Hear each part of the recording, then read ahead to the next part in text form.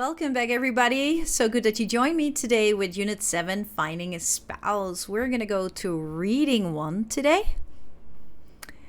Okay, we're going to look at Reading 1, Finding a Spouse. So, for the vocabulary, I want you to take this quiz just for fun. Test your knowledge of past and present marriage custom around the world. And I want you to look at the list of cultures in the box. We've got A to H. Choose one or more cultures that you think have practiced the custom described in each sentence. Write the letters on the line. Pay attention to the bold-faced words. We've got numbers 1 until 9. Yay, you can pause your video to try this out. Go ahead.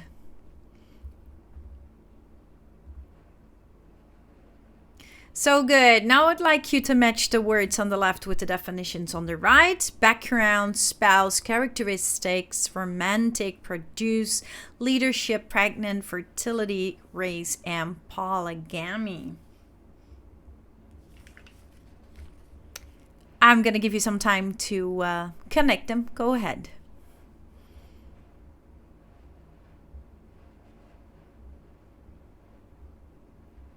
The word just now can also be pronounced as polygamy. Sometimes the pronunciations of words differ to the area where they're spoken. Okay, we're going to go to preview. You already know that for previewing, we always look at the title, the headings, and the visuals of the text in order to predict the text type and then know the purpose of the text, which then leads us to the focus as in what to read for. After we have done that, we will skim the text, which we do by reading the introductory paragraph, every topic sentence, and the concluding paragraph. And from there, we can predict the main idea of the text. And while we are skimming, we would annotate all the keywords. After that, we will go to active reading, which then we will only read the body paragraphs and we annotate on the keywords in the main points. But first, we do previewing. The following article comes from a journal for students of an anthropology, the study of how human beings live together in communities.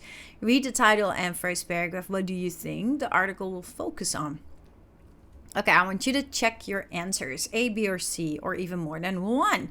Go ahead, try this out. And please look at the title, the headings, and the visuals. Write down what type of text it is and the purpose, okay?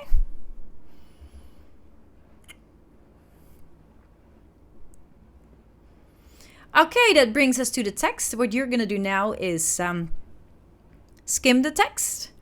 So read the introduction, every first sentence of the body, and the concluding paragraph. And please write down the main idea. Go ahead. I'm going to give you some time to do that right now.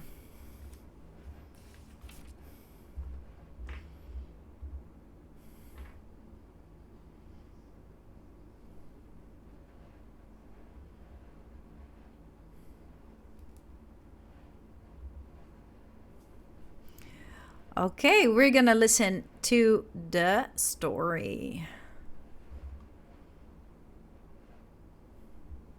Finding a spouse. Human beings are born into families, and most families begin with the joining together of a man and a woman in marriage. All societies have their own form of marriage. The ideas that we have about marriage are part of our cultural background. They are part of our basic beliefs about right and wrong.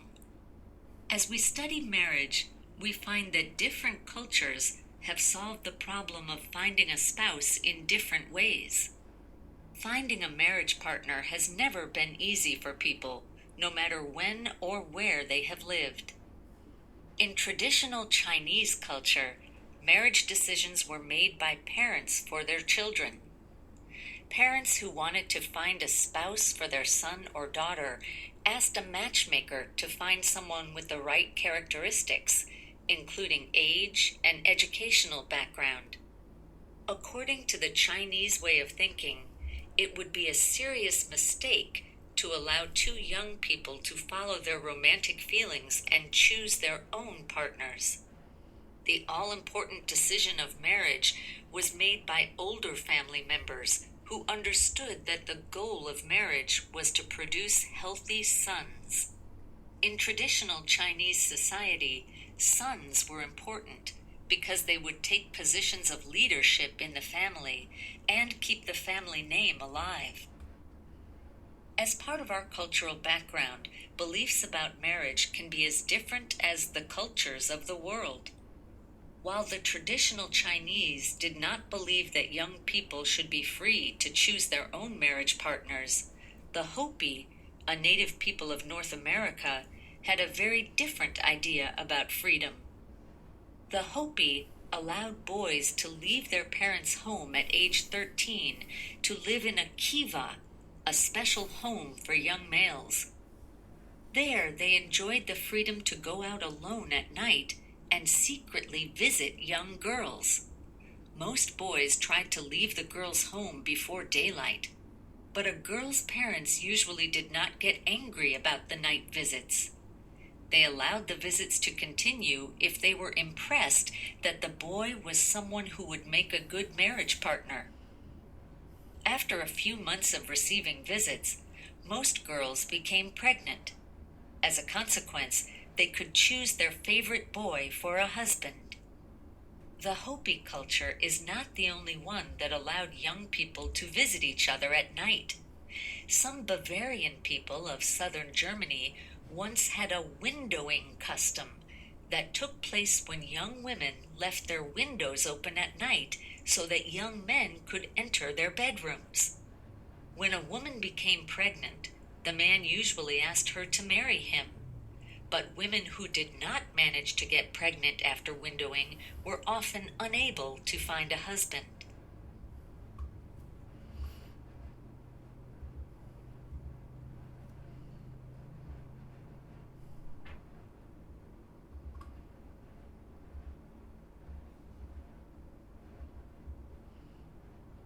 This was because fertility was a very important requirement for women in this culture, and the windowing custom allowed them to prove their fertility to others in the community. Some people are surprised when they learn of this unique custom because they expect the people of southern Germany to follow the rules of the Catholic religion, which teach that it is wrong for unmarried women to become pregnant. But the windowing custom is only one example of the surprising views of marriage that are found around the world, even among people whose religious beliefs require more common marriage practices. One view of marriage that surprises most of us today was held by John Noyes, a religious man who started the Oneida community in the state of New York in 1831.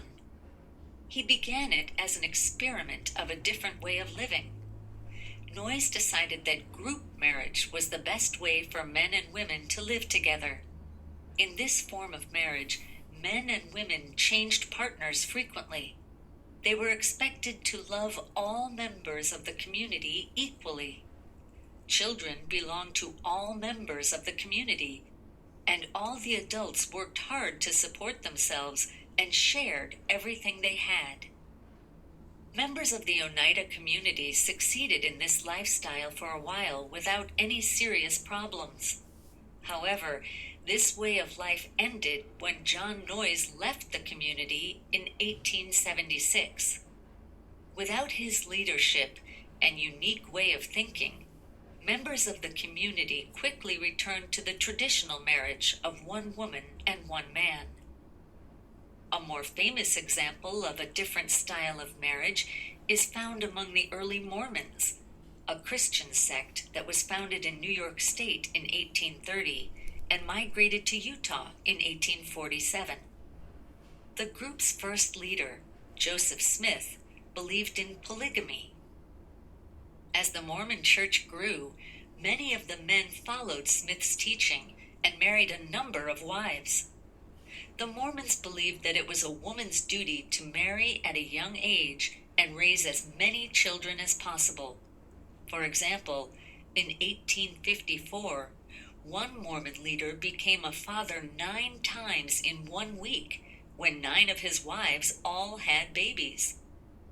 In 1890, however, polygamy was officially banned by the church.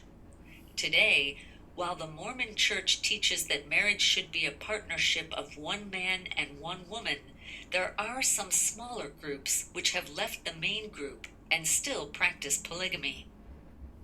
In these modern times, there are some men who might agree with the custom of allowing a man to have as many wives as he chooses. Many young lovers today dream of the freedom of the Hopi, and some of us wish that a matchmaker would help us find the perfect mate. Finding a spouse with whom we can commit to spending a lifetime has always been an important concern. Despite all the different ways of finding a marriage partner, one idea is the same throughout the world. Marriage is a basic and important part of human life. Yes, very good. That brings us to the main idea. So we're going to look at our previewing on page 155. Was your prediction correct? And did it help? Okay, we're going to discuss that in class. For number 2, these sentences state cultural beliefs. I want you to match each belief with the correct culture, and that will refer back to the main idea of what we have just read. You can pause your video to do it. Go ahead. Details. Write short answers to the questions, and then we will discuss it in class. Okay, we've got questions 1 until 9, and this goes back to the text. Maybe some are explicit, means that the answers are straight away stated in the text. Maybe some are implicit, means you have to make an inference, like look at the facts, connect them, conclude, and that's where your answer is. Go ahead.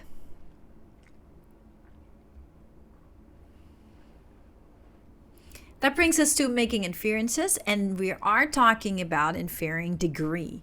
As we know that inference is an educated guess about something that's not directly stated in a text, writers sometimes suggest the degree of something, that is, if something is more or less than something else, without directly stating it. So a strong reader can infer that degree by reading the text closely. For instance, in some cultures, the marriage decision was made freely by young people. In other cultures, the marriage decision was not made as freely. So we can rate the degree of freedom young people had in choosing a spouse. So from the way it is stated, we would know the degree of something that has been stated. Now, I'd like you to rate it from 1 till 5. Just now, actually, I missed that, but okay. So 1 to 5, 1 is least freedom and 5 is the most freedom. So 2, 3, and 4 are like in between. So Old Bavarian, traditional Hopi, traditional Chinese, early Mormon, and Oneida community. Rate the degree of freedom that young people had in choosing a spouse in the cultures mentioned in reading 1. You circle them from number 1 to 5. 1 is least freedom and 5 is the most freedom. And then we're going to discuss it. Answer first.